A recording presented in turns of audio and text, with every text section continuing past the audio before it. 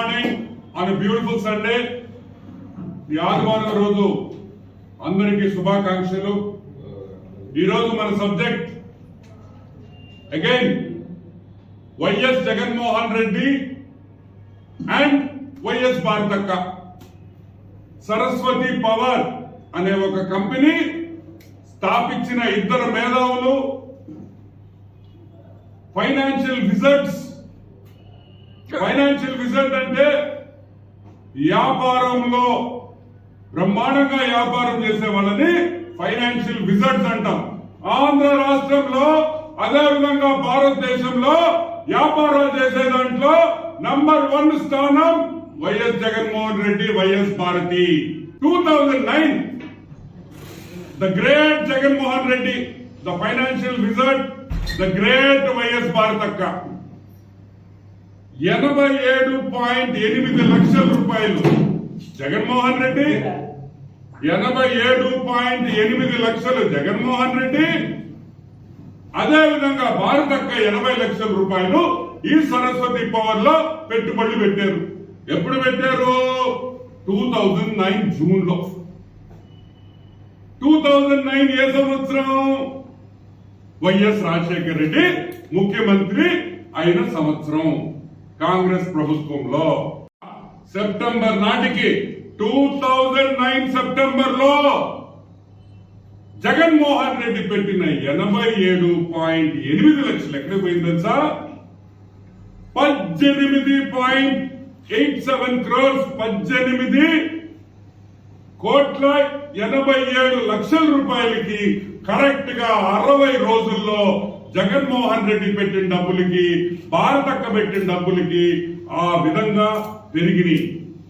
ఏం చెప్పటంలా, మీ company records చెప్తా ఉన్నాయి. అంటే వైఎస్ భారతక్క పెట్టిన 80 లక్షలు ఆల్మోస్ట్ 18 కోట్లయింది. 2 నెలల్లో 60 రోజుల్లో 80 లక్షల రూపాయల షేర్లు కొంటే కరెక్ట్ గా 60వ రోజుకి 18 కోట్లయింది. వాట్ ఏ మ్యాజిక్ అని అడుగుతుంది. కూడా లేదు సైట్ లో, ఈ రోజుకి గోడ కూడా కట్టలేదు. సైట్ లో గోడ కట్టరు, వాచ్మెన్ కి గుడిసు ఉండదు, ఆ సైట్ లో ఒక ఆఫీస్ ఉండదు.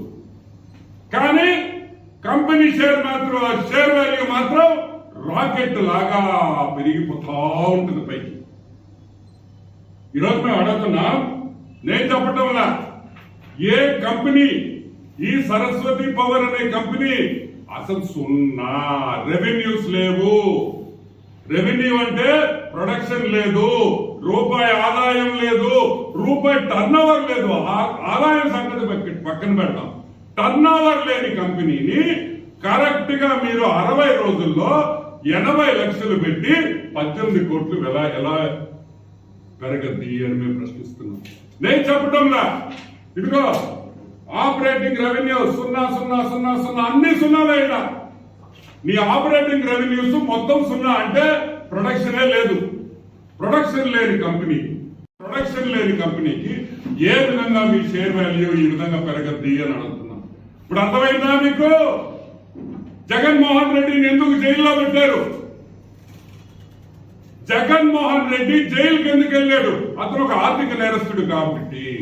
ఒక కంపెనీలో 0 టర్న్ ఓవర్ ఉండే కంపెనీకి, రూపాయి పనిచేయని కంపెనీకి ఈ రోజు ఈ విధంగా షేర్ వాల్యూలు పెంచుకున్నారంటే అది బ్లాక్ మార్కెట్, మీ బ్లాక్ మనీని, మీ నల్లధనాన్ని వైట్ చేసుకోవడం కాదా అని మేము అడుగుతున్నాం.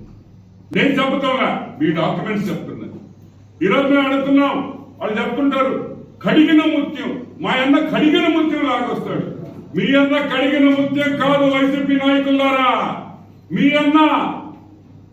అన్నకు ఆర్థిక నేరస్తుడు, బురదలో తిరిగే పంది అని కూడా మీకు మనవి చేస్తున్నా. ఏం కడిగిన ముత్యంగా వస్తాడు అని మీరు చెప్పుకోవాల్సిందే గాని ఈ రోజు ఈ కాగితాలు, ఈ పేపర్ లో ఉండే కాగితాలు, మీరు ఇచ్చిన ఆర్ఓసికి మీరు ఇచ్చిన డీటెయిల్స్ లో మీ కంపెనీకి 0 వచ్చింది. నెల తర్వాత 15/7/2008లో సరస్వతి పవర్ కి MOU లో ఆర్టికల్స్ ఆఫ్ మెమరాండం లో మీరు సిమెంట్ కంపెనీ కూడా పెట్టొచ్చు అని ఆ రోజు పర్మిషన్ ఇచ్చింది. మీరు అప్లై చేసిన నెల తర్వాత సరే 2009లో ఏప్రిల్ 16th ఎలక్షన్స్ జరిగినాయి.